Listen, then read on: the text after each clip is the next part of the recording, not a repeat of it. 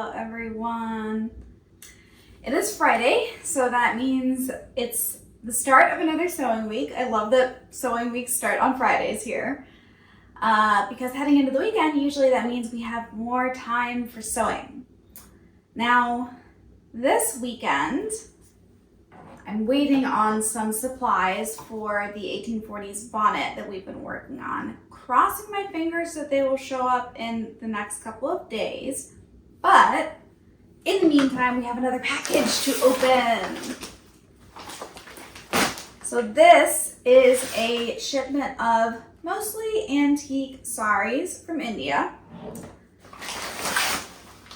I like to get these off of Etsy. There's a couple of really great sellers on Etsy. And usually these are sarees that, you know, they're not being worn anymore. They won't be used. They're sort of like headed for the landfill if they don't sell kind of thing. But they can be really great for using as fabrics depending on the project. So let's see what we have here. And then I'll tell you a little bit about what I'm envisioning for the projects.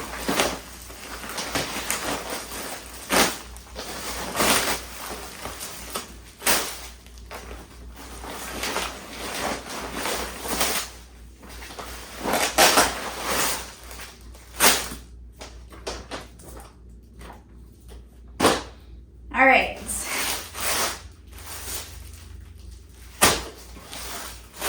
Excuse the very crinkly sounding plastic. Let's start. Actually, let's start with this one. Okay.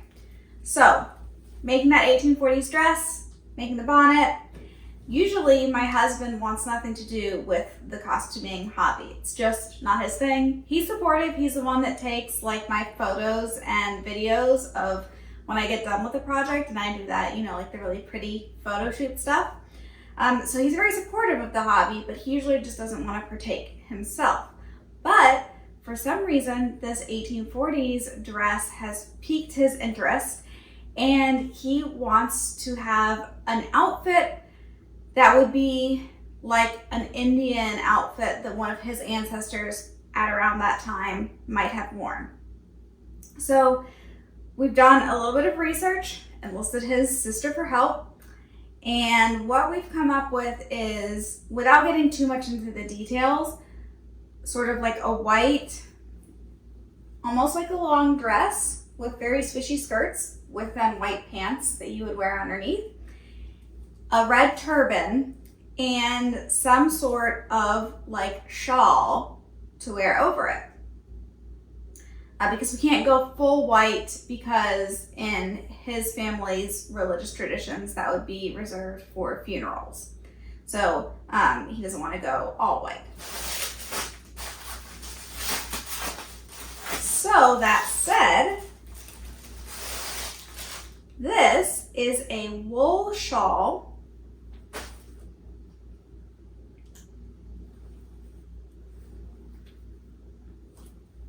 It's got a bit of red, so we're hoping that will play off of the red turban, and, you know, the blue, cream. Like, we just think that it will go really nicely. We're not sure. I mean, who knows, like, what time period this is actually from, but we doubt that it's actually from the 1800s.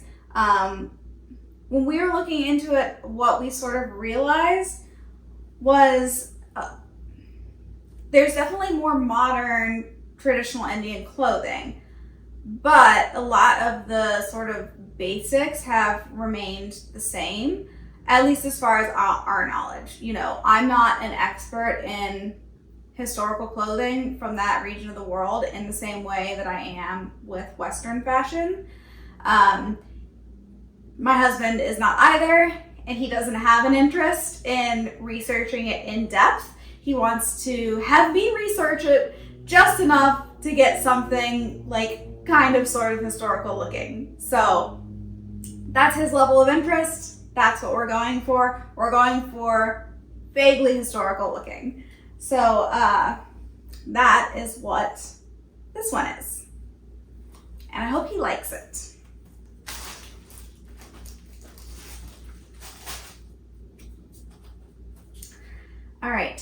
next, let's take a look. Okay, so I'm going to open up several in a row now because they are all hopefully going to be used for the same project. I have been wanting for a few years now to make like 1910s, like early 1910s Titanic era stuff. I made a walking suit, like a walking skirt and waistcoat and blouse and hat, and wore it to the Titanic Museum. You can check out the video for that on my channel. But I really want to make an evening dress. One of the ones that's like super drapey, super flowy. It has all kinds of layers and you don't really understand how they are weaving in and out of each other. One of those. So, usually they are very sort of diaphanous fabrics and have a lot of embroidery.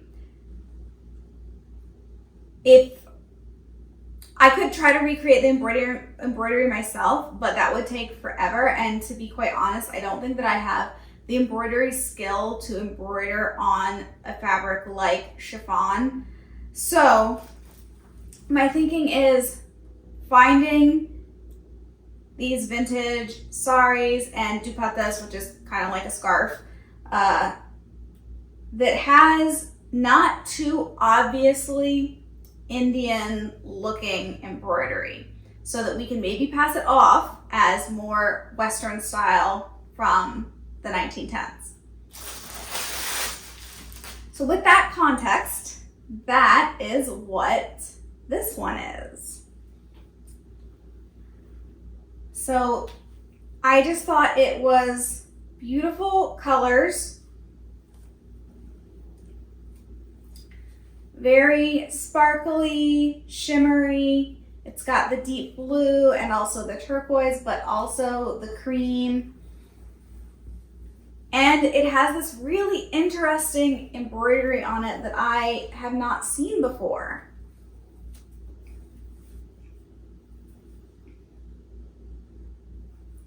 So this will, I think, be one of the layers for that 1910s gown. I'm hoping that it will go well with, I've got this sort of shimmery fabric. It's a modern fabric. A lot of these 1910s evening gowns have silk, like a silk satin. This is sort of like going to replace that silk satin, even though it's a little bit more modern looking, and it's upstairs right now, but I'll get it out and I'll show it to you.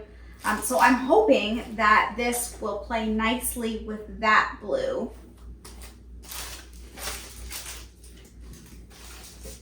And then a couple more things that I got that we can maybe use in that project.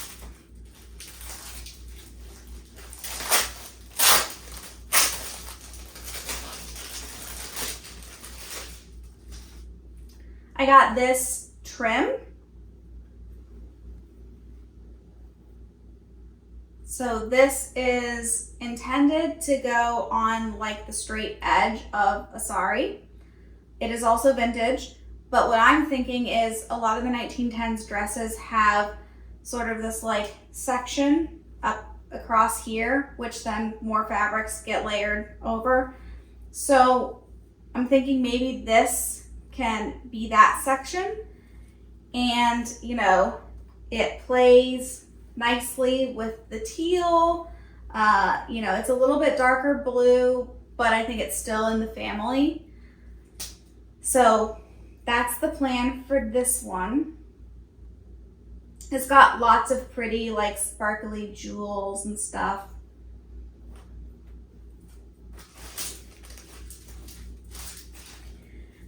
And then the one last thing for that Titanic gown, 1910.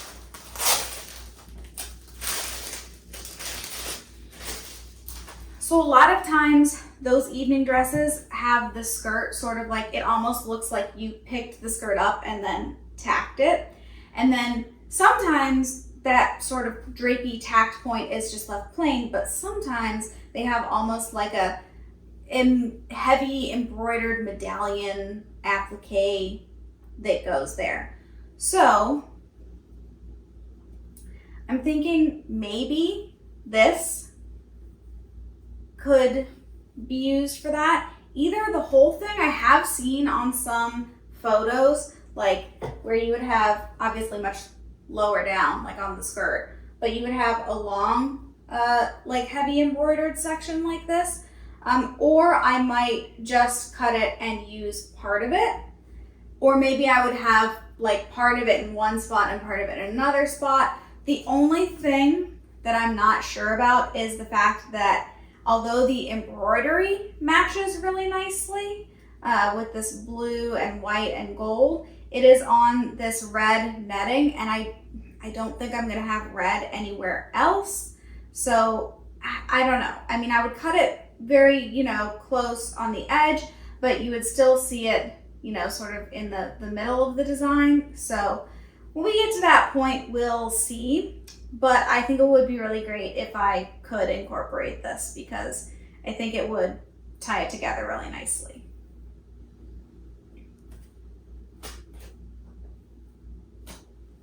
Okay. So now let's see. Okay. I bought this other fabric for a similar gown. We're talking 1910s evening, like either ball gown or dinner dress potentially. There's a really beautiful surviving one that is this sort of rose pink color. And although I don't need two super complicated 1910s projects, it was from the same seller, and I just thought that this would be perfect if I ever do that project. So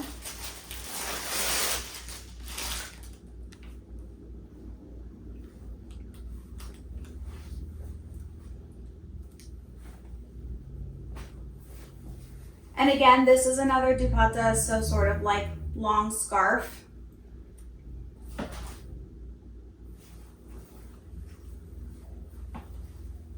But it's got this beautiful embroidery.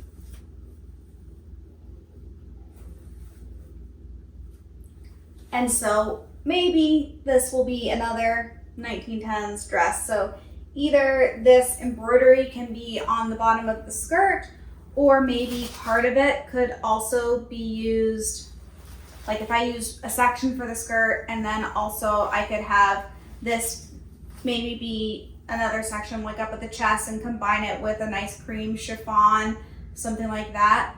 I think that would be really lovely. So now that I'm seeing all of these, I'm very excited, and I wasn't gonna do 1910s for my next project. I was gonna do 1870s.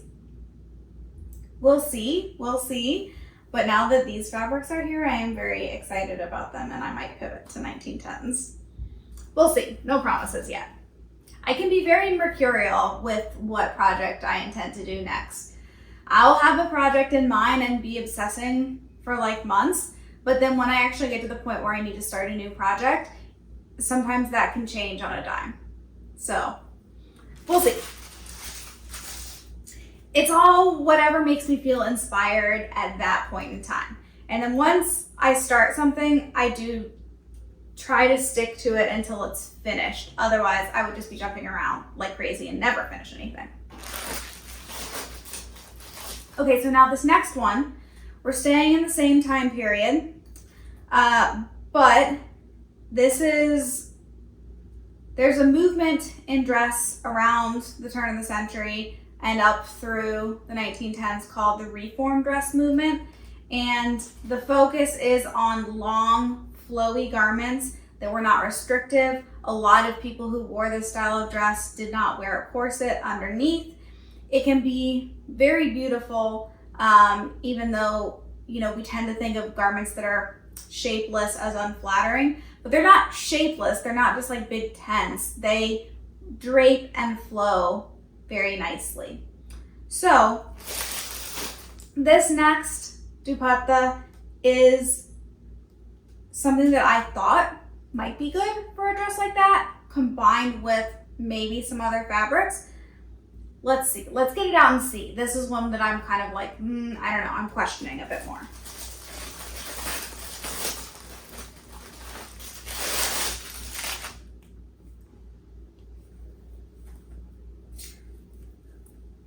So it's this really lovely green color. And it's sort of this like burnout velvet, which not historically accurate. Like if I make a reform dress out of this, not historically accurate in terms of material. But I thought the colors were really beautiful, and just the overall, I don't know, I was just drawn to it. So it's sort of like longer, and so I was thinking, you know, kind of to have it like drape like this. And then maybe with another greeny bluey color like underneath for the rest of the gown. I don't know. But I'm also very intimidated by these reform gowns. Anything not fitted is really intimidating for me. I just think it's easier to fit things to the body exactly, whereas kind of like a big flowy something, how do you know if the shape that you cut is going to drape with the shape that you want, you know? Like it's less of that one-to-one mapping. And I can't find any good patterns for reforming a dress. I've asked some people and they're like, yeah, I just draped it myself. So we'll see. Draping is not my strong suit.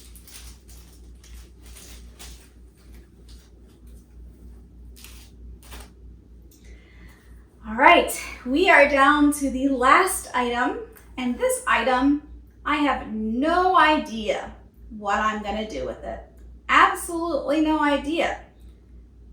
It was also the most expensive thing in this order, but it was from the same seller, and I was already getting free shipping, and it was so beautiful, I just felt like I couldn't pass it up. So,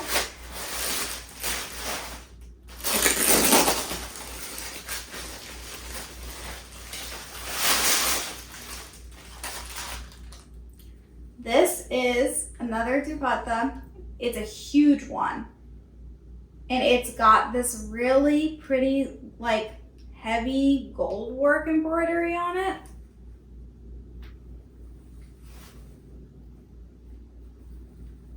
Let's see.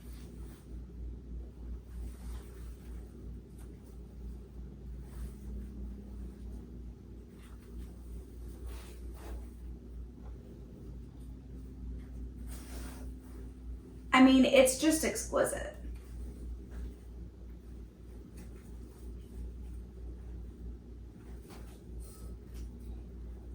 So again, no projects planned for this. This one might actually just go in my personal like Indian clothes collection and get worn to parties at his parents' house. Not that I have, like, I don't have anything, an outfit this would go with, but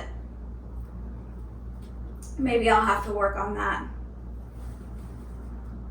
But yeah, this one is just, it's just stunning. And the amount of work on this one, the embroidery is just, it's just incredible.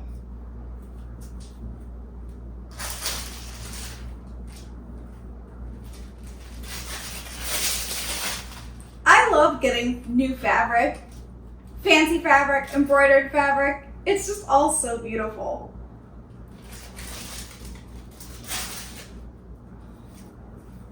Is this hobby 50% collecting fabric and 50% making things? Yes. Yes, it is.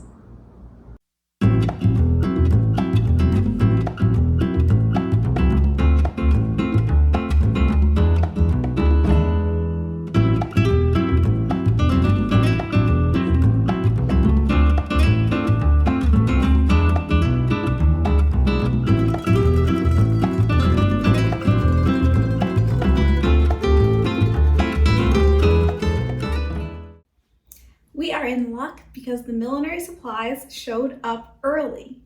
So I've been playing around with them. This is the bonnet design I think I'm going to go with. Let me kind of walk you through what I've done here. So basically I had two different flowers. One, these sort of like lighter pink ones, and then these sort of like darker mauve-y pink ones that are a bit smaller. And so I took each bunch of those and like interspersed them together.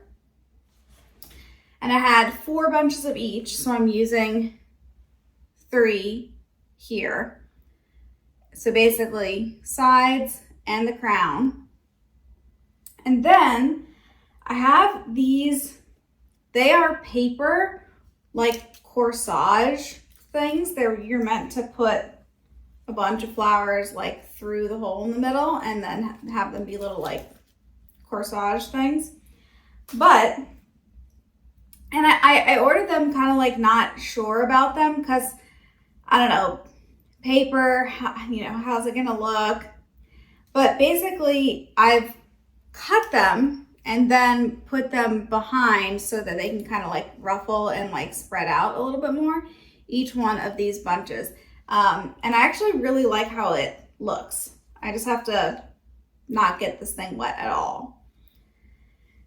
Then I got 2 different sizes of this sort of like fawn brown ribbon.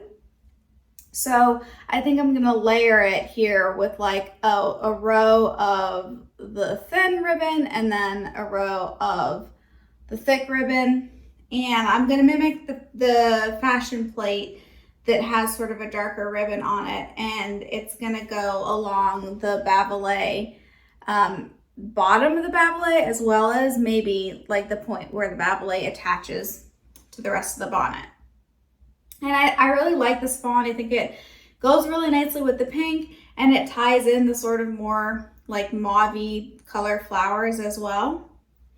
And then I have just enough fabric, or flowers. I knew it was an F word, but not fabric.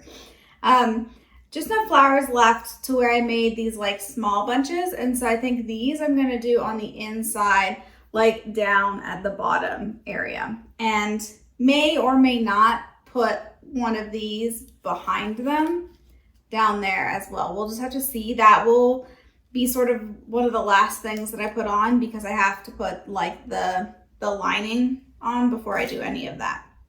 So now that I've settled on a design, the next step is just to stitch all of these on. And then once they're stitched on, we can finish off the inside of the bonnet and add the babele. But yeah, I'm very excited about it. It looks so good. On Wednesday, I came down with a cold. You can probably hear it in my voice. So I didn't get any more sewing done this week, but I did start second guessing the flowers. So I made a post on my Instagram asking for help, and the consensus seems to be that I need to spread the flowers out a little bit more. So next time, that is what we will be working on. Next week, I won't put out a vlog, but I am putting out a video of my 1790s IKEA gown, so you can see a little preview here. I'm really excited for this video. I hope you enjoy it. And then the week after that, my parents are in town, so I'm not sure if I will get any sewing done, but I will keep you all updated and hopefully resume the vlog after that. See you next time.